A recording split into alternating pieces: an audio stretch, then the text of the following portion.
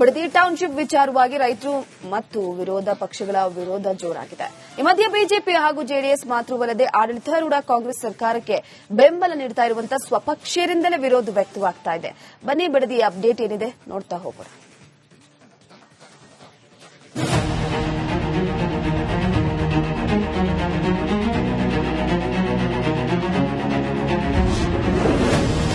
ದಿನೇ ದಿನೇ ಹೆಚ್ಚಾಗ್ತಾ ಇದೆ ಬಿಡದಿ ಟೌನ್ಶಿಪ್ ಕಿಚ್ಚು.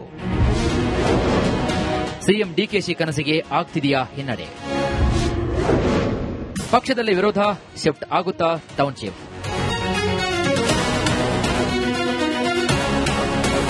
ಕಳೆದ 1.5 ವರ್ಷಗಳಿಂದಲೂ ಡಿಕೆ ಶಿವಕುಮಾರ್ ನಿರ್ಮಿಸಲೇಬೇಕು ಎಂಬ ಹಠಕ್ಕೆ ಬಿದ್ದಿದ್ರು.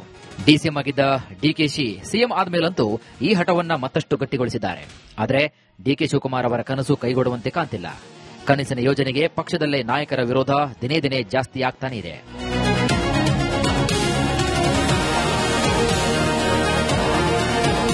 ಒಂದು ಕಡೆ ಬಿಜೆಪಿ ಮತ್ತು ಜೆಡಿಎಸ್ ರೈತರ ಹೋರಾಟ ನಡೆಯುತ್ತಾ ಇದ್ರೆ, ಈ ಮಧ್ಯೆ ಪಕ್ಷದೊಳಗೆ ಡಿಕೆಶಿ ಅವರ ಹಿಡಿದ ಹಠ ಸರಿಯಲ್ಲ ಎಂಬಂತೆ ವಿರೋಧಗಳು ಕೂಡ ಕೇಳಿಬರುತ್ತಿವೆ. ರಾಹುಲ್ ಗಾಂಧಿಗೆ ರೈತರ ಪತ್ರ, ಪಕ್ಷದಲ್ಲಿ ಅಸಮಾಧಾನ. ಉತ್ತರ ಭಾರತದಲ್ಲಿ ರೈತರ ಭೂ ಹಕ್ಕುಗಳ ಪರವಾಗಿ ನಿಲ್ಲುವಂತಹ ಕಾಂಗ್ರೆಸ್ ಪಕ್ಷ ಕರ್ನಾಟಕದಲ್ಲಿ ಮಾತ್ರ ರೈತರ ಇಚ್ಛೆಗೆ ವಿರುದ್ಧವಾಗಿವೆ. ಫಲವತ್ತಾದ ಕೃಷಿ ಭೂಮಿಯನ್ನ ಸ್ವಾಧೀನಪಡಿಸಿಕೊಳ್ತಾ ಇರುವುದು ವಿರೋಧಾಭಾಸ ಅಂತ ರೈತ ಸಂಘಟನೆಗಳು ಕಾಂಗ್ರೆಸ್ ರಾಷ್ಟ್ರೀಯ ನಾಯಕ ರಾಹುಲ್ ಗಾಂಧಿ ಅವರಿಗೆ ಪತ್ರ ಬರೆದಿವೆ.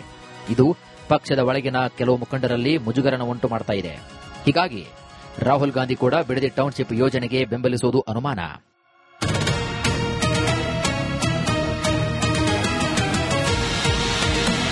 ಬಹಿರಂಗವಾಗಿ ಹೇಳಿಕೆ ನೀಡಿರುವ ಕೆಪಿಸಿಸಿ ಅಧ್ಯಕ್ಷ ಬಿಕೆ ಹರಿಪ್ರಸಾದ್ ರೈತರು ಬಿಡದಿ ಟೌನ್ಶಿಪ್ ಯೋಜನೆಯನ್ನ ಬೇಡ ಅಂದ್ರೆ ಬೇಡವೇ ಬೇಡ ಅಂತ ಹೇಳಿದ್ದಾರೆ. ಈಗ ಬಿಡದಿಗೂ ಛತ್ತೀಸ್ಗಢದಲ್ಲಿರ್ತಕ್ಕಂಥ ಅರಣ್ಯ ಪ್ರದೇಶಕ್ಕೂ ಬಹಳ ವ್ಯತ್ಯಾಸ ಇದೆ. ಬಂದೆ 2013ರಲ್ಲಿ ನಾವು ಭೂ ಸುಧಾರಣೆ ಕಾನೂನಿಗೆ ತಿದ್ದುಪಡಿ ಮಾಡಿದ ನಂತರ ಅದನ್ನ ಜನತಾದಳ ಸರ್ಕಾರದವರಿದ್ದಾಗಲೇ ಆ ಒಂದು ಪ್ರಾಜೆಕ್ಟ್ಗೆ ಹಸಿರು ನಿಶಾನೆ ತೋರಿಸಿದ್ರು. ಅದನ್ನ ಇವರು ಮುಂದುವರಿಸಿದ್ದಾರೆ. ರೈತರು ಬೇಡ ಅಂದ್ರೆ ನಾವು ಮಾಡಕ್ ಹೋಗೋದಿಲ್ಲ. 2 ದಿನಗಳ ಹಿಂದಷ್ಟೇ ಪ್ರಿಯಾಂಕ್ರಿಗೆ ಮಾತನಾಡಿ ರೈತರು ವಿರೋಧವನ್ನ ಮಾಡಿದ್ರೆ ಪ್ರಾಜೆಕ್ಟ್ ಅನ್ನ ಬೇರೆ ಕಡೆಗೆ ಶಿಫ್ಟ್ ಮಾಡ್ತೀವಿ, ವಿರೋಧದ ಮಧ್ಯೆ ನಾವು ಟೌನ್ಶಿಪ್ ಮಾಡೋದಿಲ್ಲ ಅಂತ ಹೇಳಿಕೆ ನೀಡಿ ಪಕ್ಷದಲ್ಲೇ ಹೊಸ ಚರ್ಚೆಯನ್ನು ಹುಟ್ಟುಹಾಕಿದ್ರು. ನ್ಯಾಷನಲ್ ಆವರೇಜ್ಗಿಂತ ಹೆಚ್ಚು ಬೆಳೀತಾ ಇದ್ದೀವಿ. 8.5% ನಮ್ ಗ್ರೋತ್ ಇದೆ. And we are schedule to maintain this growth rate till 2030.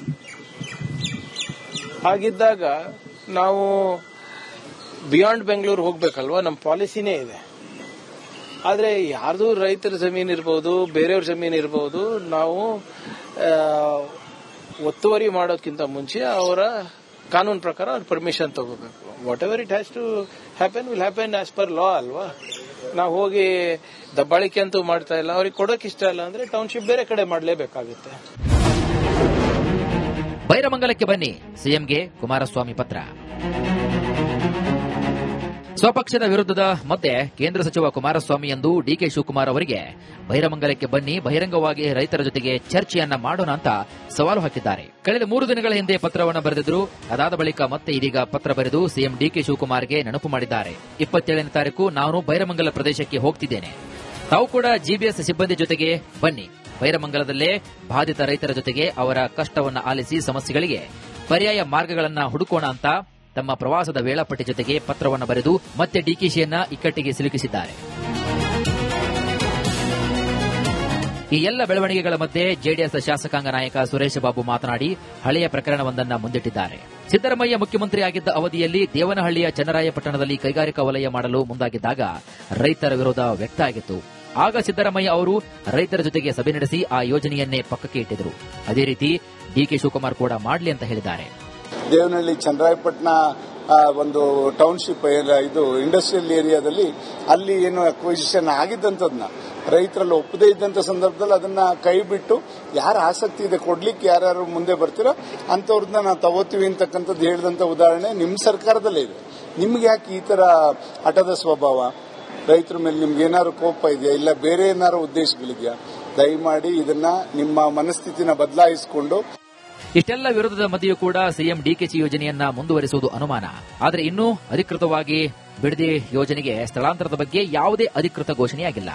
ಇಲ್ಲಿ ಬಿಡದಿ ಟೌನ್ಶಿಪ್ ವಿಚಾರವಾಗಿ ದಿನೇ ದಿನೇ ವಿರೋಧಗಳು ಜಾಸ್ತಿಯಾಗ್ತಿವೆ ಹೊರತು ಪಕ್ಷಕ್ಕೆ ಯಾವುದೇ ಲಾಭ ಇಲ್ಲ. ಆಗ್ತಿರೋದಿಲ್ಲ, ಪಕ್ಷಕ್ಕೆ ಡ್ಯಾಮೇಜ್ ಜಾಸ್ತಿ. ಹೀಗಾಗಿ ಕುಮಾರಸ್ವಾಮಿ ಕರೆದಿರುವಂತಹ ಬಹಿರಂಗ ಆಹ್ವಾನಕ್ಕೆ ಮುಖ್ಯಮಂತ್ರಿ ಡಿಕೆಶಿ ಹೋಗುವುದು ಕೂಡ ಅನುಮಾನ ಎನ್ನಲಾಗ್ತಾ ಇದೆ. ಇಷ್ಟೆಲ್ಲ ನೋಡ್ತಾ ಇದ್ರೆ ಬಿಡದಿ ಟೌನ್ಶಿಪ್ ಯೋಜನೆ ಶಿಫ್ಟ್ ಆಗುವ ಎಲ್ಲಾ ಸಾಧ್ಯತೆಗಳು ಕಂಡುಬರುತ್ತವೆ. ಹಾಗೇನಾದರೂ ಆದ್ರೆ ಅದೆಷ್ಟೋ ರೈತರು ನೆಮ್ಮದಿಯ ನಿಟ್ಟುಸಿರನ್ನ ಬಿಡ್ತಾರೆ.